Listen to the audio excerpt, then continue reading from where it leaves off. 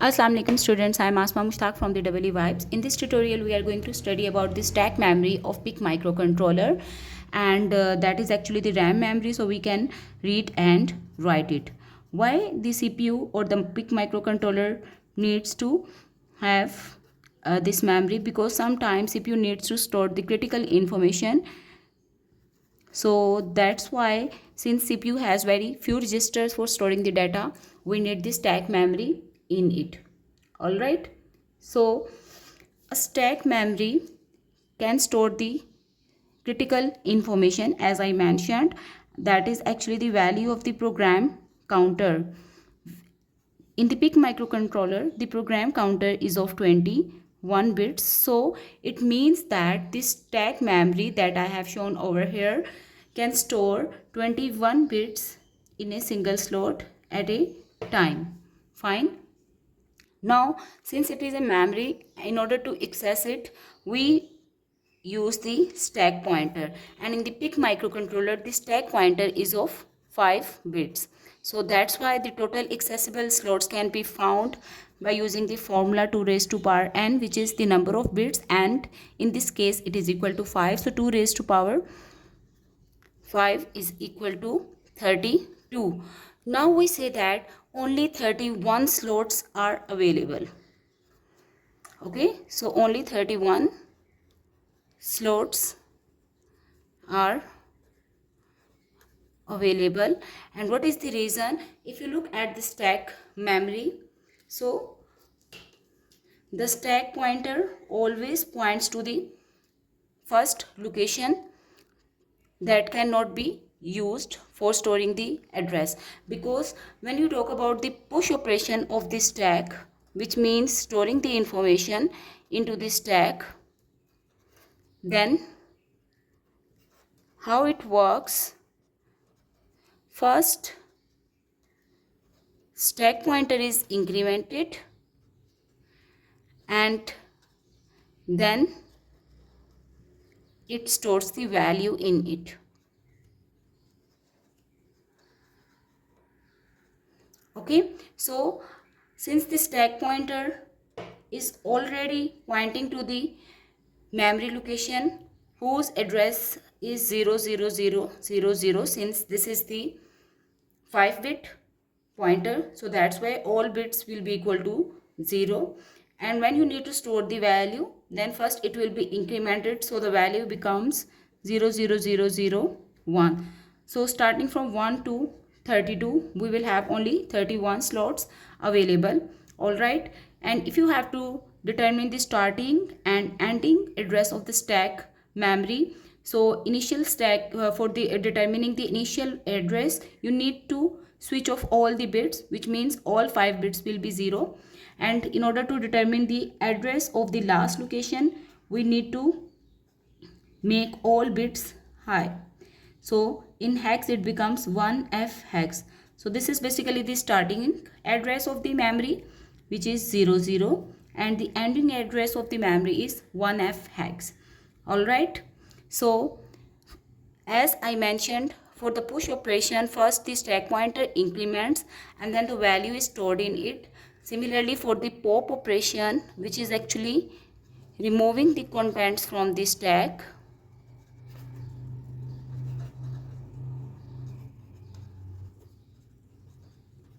and how the value is removed: first we cut and paste the value in the program counter from the stack memory, and then the stack pointer is decremented. So SP value is pasted into PC program counter, and then stack pointer decrements. So in this way we can store the information, or we can read information from the stack value or into the stack memory. Alright, so I have an example where we will see how the stack memory is actually filled, or how the push operation is performed in the stack memory. Alright, so this is a simple code where each instruction is having its corresponding PC value. So in the first instruction, I am moving a literal value to the rect register. Then this is the second instruction where this value is copied or sent into the port B. And then we have made a call. So whenever a call is made in your program, then we need to shift the control to this particular routine, which is the delay in this case. So before going or transferring the control to the delay routine, what happens? The address of the next instruction where PC has to come back is pushed into the stack, and I have explained how the value is pushed in the stack. First, the stack pointer is incremented, so stack pointer becomes 1, and the value, that is 0000006, is pushed into the stack. So in this way 0000006 is stored in the stack memory. Now the control is transferred to this routine, that is the delay routine. And in the delay routine, we are moving a literal value which is 30 decimal in reg.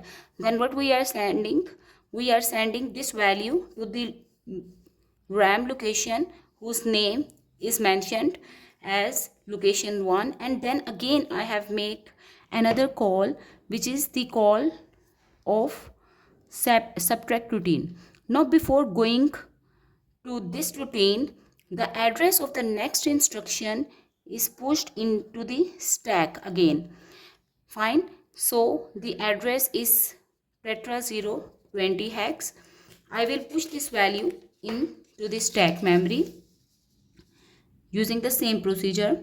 First the stack is incremented and then the value will be stored in it. So far we are just performing the push operations. Alright. So now we need to go to the subtract subroutine, which is over here, and in this subtract subroutine what we are going, we are executing sub instructions. I have generalized the instructions now, and then we are making a call to another subroutine, that is the add. And again what will happen? Before transferring the control to the add subroutine, the address of the next instruction will be pushed into the stack, that is 00048 hex in this case.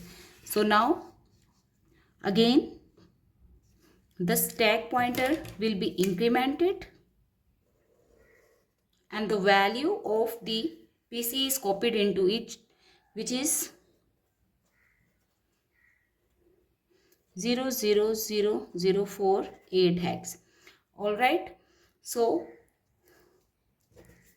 following the instructions, we transferred the control to the add subroutine, and in the add subroutine we are performing certain instruction. Now what will happen when we will reach to this instruction? This is the reserved keyword that actually helps the assembler to identify or to pop the values of stack pointer into PC.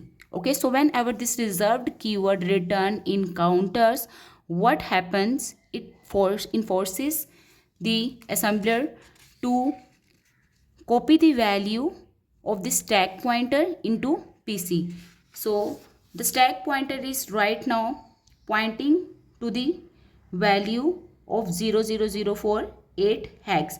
This value will be copied into PC now. So PC will start pointing to the instruction 00048, and what will happen? This value will be removed from here, and now the stack pointer will be decremented and will start pointing to this address value.